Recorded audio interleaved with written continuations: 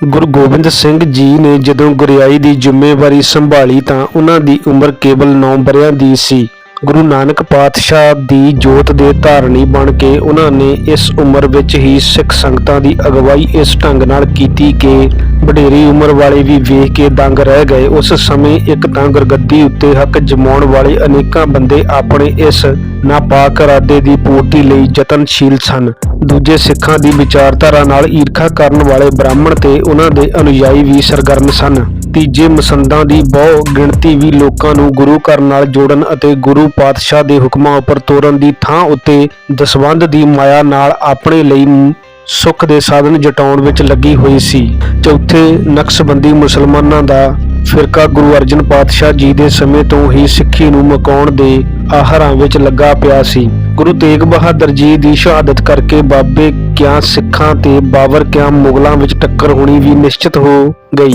ਗੁਰੂ ਗੋਬਿੰਦ ਸਿੰਘ ਜੀ ਨੇ 9 ਸਾਲ ਦੀ ਉਮਰ ਵਿੱਚ ਹੀ ਅਜਿਹੇ ਹਾਲਾਤ ਨਾਲ ਟੱਕਰ ਲੈਣ ਦਾ ਫੈਸਲਾ ਕਰ ਲਿਆ। ਗੁਰੂ ਗੋਬਿੰਦ ਸਿੰਘ ਜੀ ਦੇ ਇਸ ਫੈਸਲੇ ਬਾਰੇ ਇਤਿਹਾਸਕਾਰ ਕਨਕਮ ਲਿਖਦਾ ਹੈ, ਗੁਰੂ ਗੋਬਿੰਦ ਸਿੰਘ ਜੀ ਦੇ ਪਿਤਾ ਜੀ ਦੀ ਸ਼ਹਾਦਤ ਦੇ ਕਾਰਨਾਂ ਨੂੰ ਘੋਖਿਆ, ਅੰਗਰੇਜ਼ਾਂ ਦੀ ਤਵੱਸਵੀ ਧਾਰਮਿਕ ਨੀਤੀ ਨੂੰ ਵੇਖਿਆ, ਅੰਦਰਲੀ ਸੂਝ ਗਿਆਨ ਤੇ ਤਜਰਬੇ ਨੇ ਉਹਨਾਂ ਨੂੰ ਇਹ ਪ੍ਰਗਟ ਕਰ ਦਿੱਤਾ ਕਿ ਉਹ ਆਪਣੇ ਹਮਵਤਨਾਂ ਨੂੰ ਮੁੜ ਨਵੇਂ ਸਿਰ ਤੋਂ ਉਠਾਉਣ ਅਤੇ ਗੁਰੂ ਨਾਨਕ ਜੀ ਦੇ ਮੁੱਖ ਸਿਧਾਂਤਾਂ ਨੂੰ ਟੀਚਾ ਮਿੱਥ ਕੇ ਵਿਆਪਕ ਪੱਧਰ ਦੇ ਵਿਵਹਾਰਕ ਰੂਪ ਦੇਣ।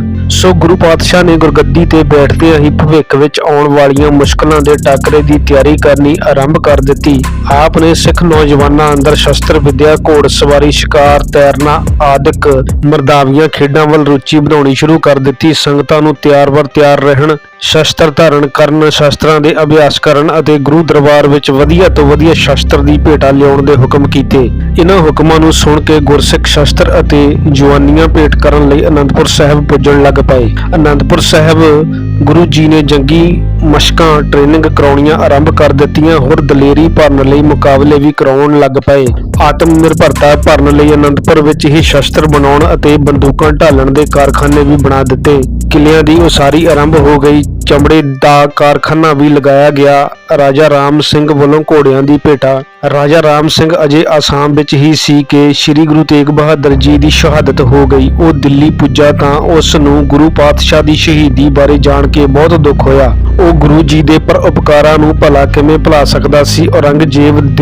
ਔਰੰਗਜ਼ੇਬ ਦਿੱਲੀ ਤੋਂ ਅਜਮੇਰ ਵੱਲ ਚਲਾ ਗਿਆ ਸੀ। ਰਾਜਾ ਰਾਮ ਸਿੰਘ ਸ੍ਰੀ ਗੁਰੂ ਗੋਬਿੰਦ ਸਿੰਘ ਜੀ ਦੇ ਦਰਸ਼ਨਾਂ ਨੂੰ ਅਨੰਦਪੁਰ ਸਾਹਿਬ ਆਇਆ। ਉਸ ਨੇ 5 ਵਧੀਆ ਘੋੜੇ ਭੇਟ ਕੀਤੇ। ਰਾਜਾ ਰਤਨ ਰਾਏ ਵੱਲੋਂ ਹਾਥੀ ਤੇ ਸ਼ਸਤਰਾਂ ਦੀ ਭੇਟਾ। ਗੁਰੂ ਤੇਗ ਬਹਾਦਰ ਸਾਹਿਬ ਦੇ ਪੂਰਬ ਦੇਸ਼ ਦੇ ਦੌਰੇ ਸਮੇਂ ਧੂਬੜੀ ਵਿਖੇ ਹੀ ਪੂਰਬੀ ਬੰਗਾਲ ਦੇ ਸ਼ਹਿਰ ਗੌਰੀਪੁਰ ਦਾ ਜਗੀਰਦਾਰ ਰਾਜਾ ਰਾਮ ਰਾਏ ਗੁਰੂ ਜੀ ਦਾ ਸੇਵਕ ਬਣਿਆ ਸੀ। ਉਸ ਦੇ ਮਰਨ ਉਪਰੰਤ ਉਸ ਦਾ ਪੁੱਤਰ ਰਤਨ ਰਾਏ ਆਪਣੀ ਮਾਤਾ ਰਾਣੀ ਸਰਵਨਮਤੀ ਸਮੇਤ ਗੁਰੂ ਗੋਬਿੰਦ ਸਿੰਘ ਜੀ ਦਾ ਦਰਸ਼ਨ ਕਰਨ ਆਇਆ। ਕਈ ਕਿਸਮ ਦੇ ਸ਼ਸਤਰ ਅਤੇ ਘੋੜੇ ਉਸ ਨੇ ਭੇਟਾ ਕੀਤੇ।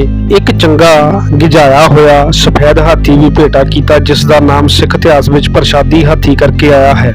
ਸ਼ਸਤਰਾਂ ਵਿੱਚ ਇੱਕ 5 ਕਲਾ ਸ਼ਸਤਰ ਵੀ ਸੀ, ਜਿਸ ਤੋਂ ਵੱਖ-ਵੱਖ ਹਥਿਆਰਾਂ ਦੇ ਕੰਮ ਲਏ ਜਾ ਸਕਦੇ ਸਨ। ਕਾਬਲ ਕੰਧਾਰ ਆਦਿਕ ਦੁਰੇਡੇ ਦੇਸ਼ਾਂ ਦੀਆਂ ਸੰਗਤਾਂ ਦਾ ਆਉਣਾ। ਸਨ 1679 ਈਸਵੀ ਨੂੰ ਕਾਬਲ ਕੰਧਾਰ, ਬਲਖ, ਬੁਖਾਰੇ, ਗਜਨੀ ਆਦਿਕ ਦੇਸ਼ਾਂ ਦੀ ਇੱਕ ਵੱਡੀ ਸੰਗਤ ਦਸ਼ਮੇਸ਼ ਜੀ ਦੇ ਦਰਸ਼ਨਾਂ ਨੂੰ ਆਈ। ਸ਼ਰਧਾਲੂ ਗੁਰਸਿੱਖਾਂ ਨੇ ਤੁਸੇ ਭਾਵ ਵਧੀਆ ਗਰਮ ਸਾਲ, ਗਲੀਚੇ, ਚਾਦਰਾਂ ਆਦਿ ਉੱਨ ਦੀਆਂ ਸੁਗਾਤਾਂ ਭੇਟ ਕੀਤੀਆਂ। ਇਹਨਾਂ ਸਭ ਸੁਗਾਤਾਂ ਵਿੱਚ ਸਭ ਤੋਂ ਸੁੰਦਰ ਅਤੇ ਕੀਮਤੀ ਸੁਗਾਤ ਪਸ਼ਮੀਨੇ ਦੀ ਚਾਨਣੀ ਸੀ।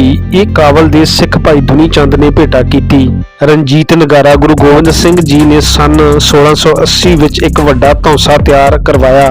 ਇਸ ਦਾ ਨਾਮ ਉਹਨਾਂ ਰਣਜੀਤ ਨਗਾਰਾ ਰੱਖਿਆ ਅਤੇ ਇਸ ਨੂੰ ਕਿਲ੍ਹਾ ਆਨੰਦਗੜ੍ਹ ਵਿੱਚ ਸਥਾਪਿਤ ਕੀਤਾ। ਇਹ ਨਗਾਰਾ ਸਵੇਰੇ ਸ਼ਾਮ ਦੋਵੇਂ ਵੇਲੇ ਵਜਾਇਆ ਜਾਂਦਾ ਸੀ। ਇਸ ਤੋਂ ਸਿਵਾ ਗੁਰੂ ਜੀ ਨੇ ਸ਼ਿਕਾਰ ਖੇਡਣ ਜਾਣ ਅਤੇ ਵਾਪਸ ਆਉਣ ਸਮੇਂ ਤੇ ਗੁਰੂ ਜੀ ਦੇ ਗੁਰਦਰਬਾਰ ਵਿੱਚ ਆਉਣ ਤੇ ਵਾਪਸ ਜਾਣ ਦੇ ਸਮੇਂ ਵਜਾਇਆ ਜਾਂਦਾ ਸੀ।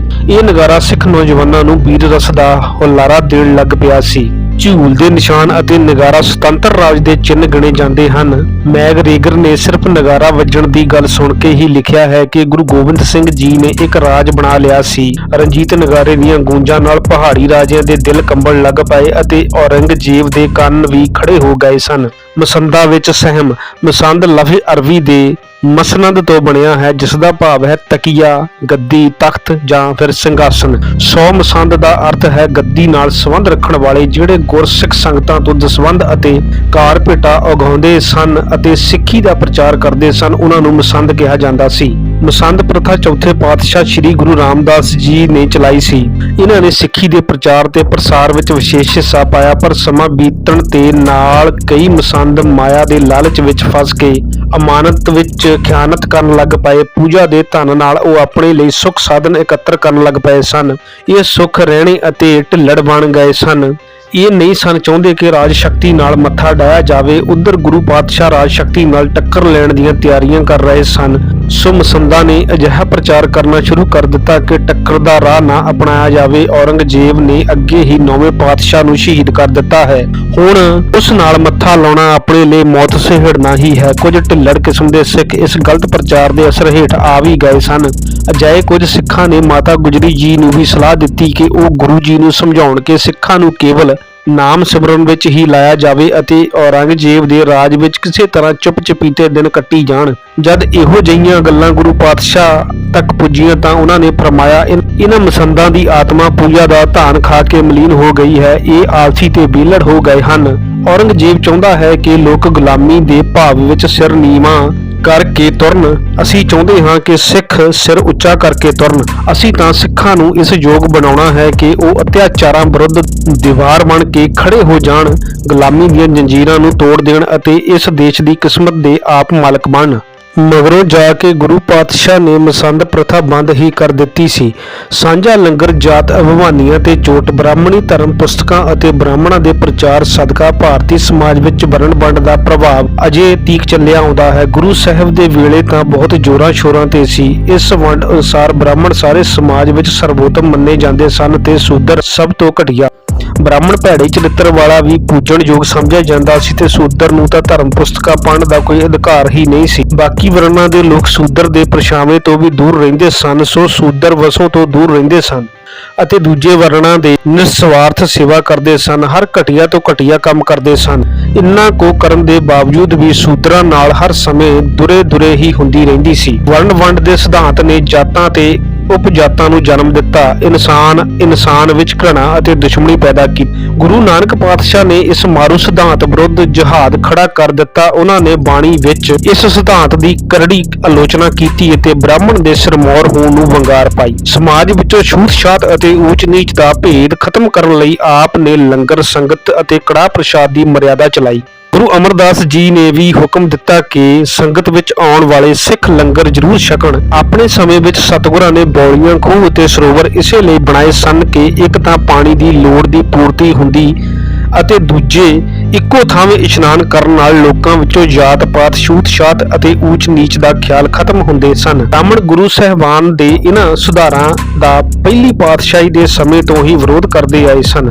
ਗੁਰੂ ਗੋਬਿੰਦ ਸਿੰਘ ਸਾਹਿਬ ਨੇ ਗੁਰੂ ਘਰ ਦੀ ਮਰਿਆਦਾ ਅਨੁਸਾਰ ਸੰਗਤ ਦੇ ਨਾਲ-ਨਾਲ ਲੰਗਰ ਵੀ ਜਾਰੀ ਰੱਖਿਆ। ਸਤਿਗੁਰਾਂ ਨੇ ਵੀ ਸਿੱਖਾਂ ਨੂੰ ਹੁਕਮ ਕੀਤਾ ਕਿ ਉਹ ਸਰਬ ਸਾਂਝੇ ਲੰਗਰ ਵਿੱਚੋਂ ਪ੍ਰਸ਼ਾਦ ਜ਼ਰੂਰ ਛਕਣ। ਅਨੰਦਪੁਰ ਸਾਹਿਬ ਵਿੱਚ ਬ੍ਰਾਹਮਣ ਵੀ ਆ ਵਸੇ ਸਨ। ਇੱਥੇ ਉਹਨਾਂ ਦੇ ਧਰਮ ਨੂੰ ਕੋਈ ਖਤਰਾ ਜੋ ਨਹੀਂ ਸੀ। ਜਿਉਂ-ਜਿਉਂ ਮੁਸਲਮਾਨ ਹਾਕਮਾਂ ਦੀਆਂ ਵਧੀਕੀਆਂ ਵੱਲੋਂ ਬੇਫਿਕਰ ਹੁੰਦੇ ਗਏ, ਤਿਉਂ-ਤਿਉਂ ਉਹਨਾਂ ਨੂੰ ਇਹ ਗੱਲ ਚੁੱਭਣ ਲੱਗ ਪਈ ਕਿ ਗੁਰੂ ਕੇ ਲੰਗਰ ਵਿੱਚ ਉੱਚੀ ਨੀਵੀਂ ਜਾਤ ਦੇ ਸਭ ਲੋਕਾਂ ਨੂੰ ਇੱਕੋ ਪੰਗਤ ਵਿੱਚ ਬਿਠਾ ਕੇ ਰੋਟੀ ਖਵਾਈ ਜਾਂਦੀ ਸੀ।